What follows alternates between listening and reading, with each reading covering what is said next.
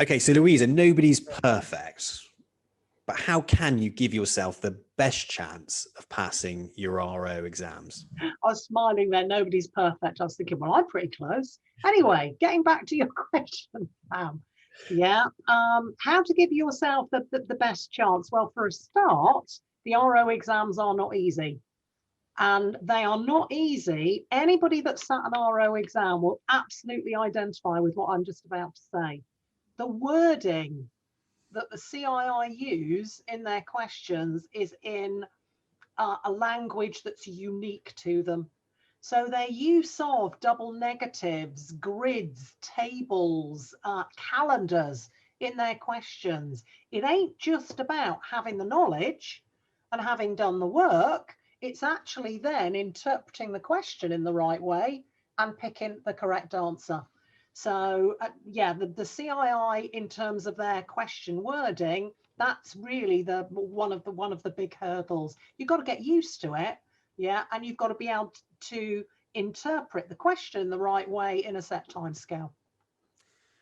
And when it comes to the RO exams, which one do you think is the most difficult and why? Okay, statistically, if you look at pass rates, the R03 personal taxation exam has got the lowest pass rates. And that's due to, Sam, a couple of factors. First factor is that you've only got 60 minutes to answer 50 questions. And that might sound like quite a long time, but it goes like that. So one of the common reasons people fail the R03 exam is they take too long on any one question, they run out of time. So if you haven't answered all 50 questions, your chance of a pass, yeah, has significantly diminished. So first thing is the timing with the R03 exam. Second reason is you have to separate what's important in the question out of the fluff that's in there. Some of the questions are really wordy. Some of the questions that you get have got two parts to the calculation. So you've got to sort out what's the important bits and then probably work through two calculations to get to the correct answer. So R03, yeah, looking at the stats. I would say though, R02 investment and risk, BTS have noticed that's got a lot harder. And the pensions exam, R04, yeah, because it's got so much that you've got to learn. Though I have to say pensions is my all-time favorite, yeah, RO subject, but let's not tell too many people that. So R03, yeah, personal taxation. That's the one that statistically is the most difficult. Okay, so putting aside that you absolutely love pension, I know that's sad, isn't it? which RO exam is the easiest, do you think? Well, the word on the street is that the R05 exam, which is financial protection, so things like life assurance, critical illness cover. So the word on the street is that that one is the easiest.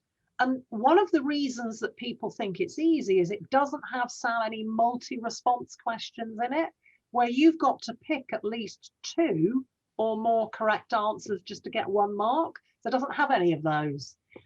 But I've said before, BTS, we sit the exams every year, and I sat R05 last in December 2020, and I didn't find it easy. There was a lot in it on taxation. So yes, it's got the highest pass rates, and yes, word on the street is that it's an easy exam. None of them are easy.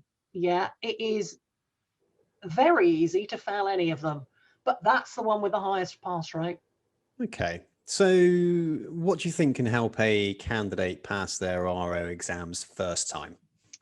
First time, I would say a robust study plan. Yeah, don't think that there are any shortcuts. You've got to have a plan. You've got to research who's going to be your support provider. And you've got to have some milestones on that plan. Otherwise, it's really easy to drift and actually not sit any of them.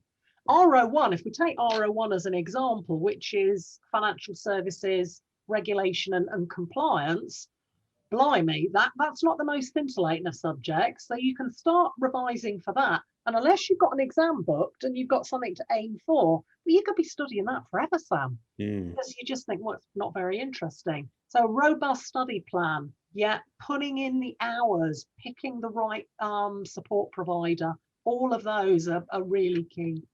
Brilliant. Okay. What would you say your top bespoke, I always say bespoke, don't I? What would you say your top bespoke training solutions tips would be in relation to these exams? I would say try to avoid making any assumptions. So first of all, don't assume that the examining body material will always be the best out there, because it might not be. It might not suit your learning style, and you have a choice of whose materials you actually use.